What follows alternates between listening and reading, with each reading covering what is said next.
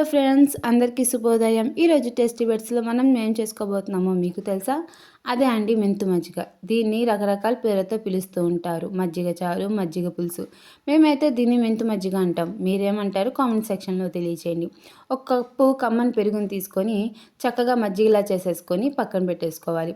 ఇప్పుడు stove on చేసుకుని కడాయి పెట్టుకుని అందులో ఆయిల్ యాడ్ చేసుకొని పోపు దినుసులు, అలాగే కొద్దిగా ఇంగువ, కొద్దిగా పసుపును కూడా యాడ్ చేసుకొని మరొకసారి వేయించుకోవాలి. తర్వాత సన్నగా కట్ చేసుకున్న ఉల్లిపాయ, పచ్చిమిర్చి, అల్లం ముక్కలు కూడా వేసేసి మరొకసారి కలుపుకోవాలి.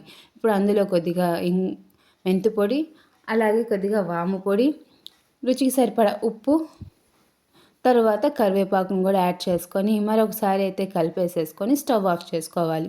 ఈ పోపు అనేది చల్లారిన తర్వాత ముందుగా మనం సిద్ధం చేసుకున్న మజ్జిగ మిశ్రమంలో ఈ పోపుని అయితే వేసేసుకొని చక్కగా కలిపేసేసుకుంటే ఎంతో టేస్టీ అయిన మెంతు మజ్జిగ అయితే రెడీ అయిపోయింది. మీకు నచ్చిందా? మీరు కూడా ఒకసారి ట్రై చేసేయండి.